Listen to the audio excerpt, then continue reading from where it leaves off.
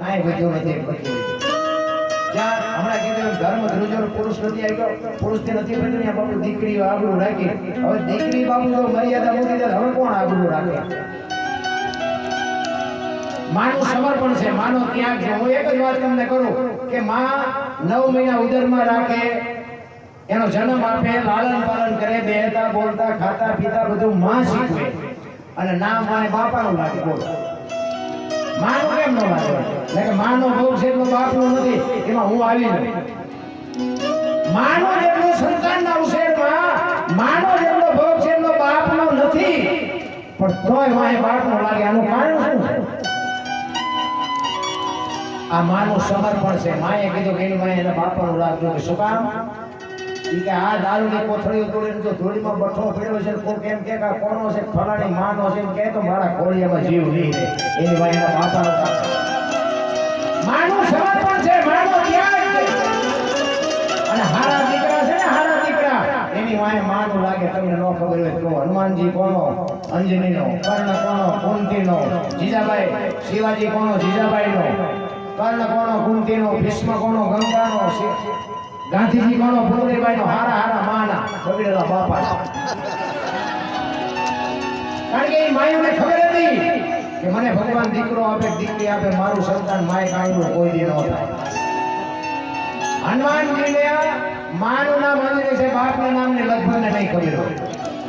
છત્રપતિ શિવાજી મહારાજની માનું નામ જીજાબાઈ છે, બધાને ખબર છે, પણ બાપનું નામ શું લગભગને નહીં ખબર હોય.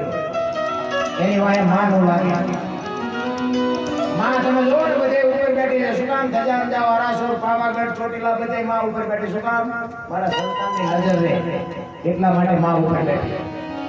બાપા બધા ભોયરામ છે, ત્રંબકેશ્વર રફાળેશ્વર ને ભોયરેશ્વર માન બાપમાં તો ધરતી ને આસમાન જેટલો ફરક છે. માં છે તો માં છે. મળી નહીં માં ત્યાં સુધી પરમેશ્વર પશુ રહ્યો અને દેવકીની કુંકે જન્મો પછી કાન કહેવાનો કાગડા.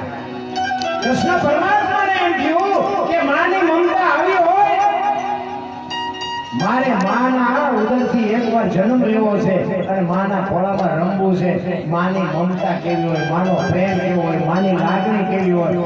અખિલ બ્રહ્માંડના માલિકને બાપુ માનો પ્રેમ મેળવવા માટે બાપુ ઉદરથી જન્મ લેવો પડે. દીકરીઓને વંદન કરું છું. અને જો બાપુ બધાએ બધી દીકરીઓને કોઈ બંગલા ગાડીઓ ન મળે, કારણ કે અમુક ને માવતર તો બાપુ સારું જોઈને જ આપ્યું, પણ તમારા ભાઈ પાછળ હોય ને વ્યૂ જાય, એમાં મા બાપ શું કરે? પછી કે આ નથી આવું, હવે બીજે ના કરતા જળકટો મળશે ચા જાય. એક ગામડી વાત, બે બેનપણી હતી ને, પણ એ ફરમાઈશ હતી લઈ જે બેનપણી નાની દીકરીઓ બે ભેળી રમે, ભેળી વગડામાં જાય, ભેળી નિહાળે જાય, ભેળી હોઈ જાય. ઓલીના ઘરે હોય તો એના ઘરે હોઈ જાય, ઓલીના ઘરે હોય તો હોઈ જાય. બે બેનપણીઓ એવી નાનપણથી મોટી થયેલી.